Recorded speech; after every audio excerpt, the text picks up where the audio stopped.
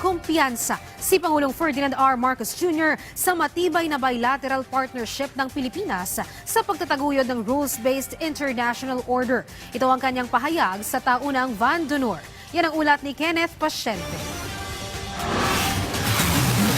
Mas matibay na ugnayang panlabas. Yan ang binigyang diin ni Pangulong Ferdinand R. Marcos Jr. sa harap ng mga miyembro ng Diplomatic Corps sa taunang Van d'Honor sa Malacanang.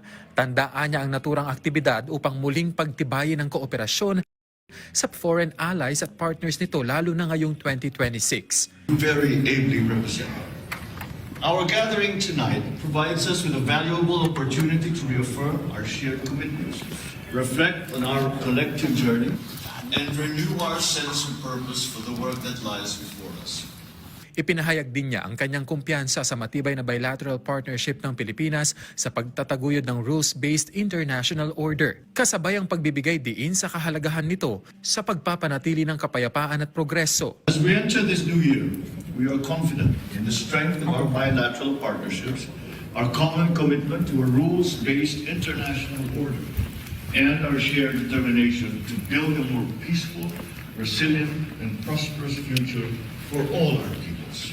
Sa kabila ng pandaigdigang hamon, sinabi ni Pangulong Marcos Jr. na nakamit ng Pilipinas ang makabuluhang pag-unlad na may mahalagang suporta mula sa mga foreign partner. Binigyang diin niya na katuwang ang mga ito, sama-samang hinarap ang mabilis na pagbabago sa ekonomiya, geopolitical tension, hamon sa klima at teknolohikal na pagbabago.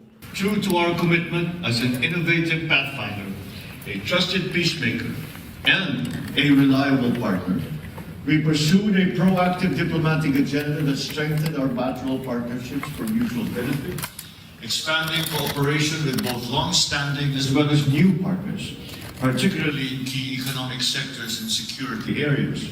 Bilang chairman ng ASEAN ngayong taon, tiniyak ng Pangulo na paiigtingin ang dialogo at kooperasyon sa seguridad at integrasyong pang-ekonomiya sa rehiyon. At the same time, we will continue to advance people-centered initiatives that ensure that the benefits of regional cooperation are felt by our citizens, especially those most vulnerable. Ipinahayag din ng Pangulo ang paghahanda ng Pilipinas sa final phase ng kampanya nito para sa non-permanent seat sa United Nations Security Council para sa taong 2027 hanggang 2028. Malaking bagay anya ito sa Pilipinas para itaguyod ang rule of law at proteksyon sa sibilyan. Pinuri naman ng Papal Nuncio sa Pilipinas na si Archbishop Charles John Brown ang mga hakbang ng administrasyon laban sa korupsyon at ang potensyal ng ASEAN Chairship ng Pilipinas na palakasin ang regional na kompetisyon at lumikha ng bagong oportunidad para sa pag-unlad. Kenneth Pasyente, para sa Pambansang TV, sa Bagong Pilipinas.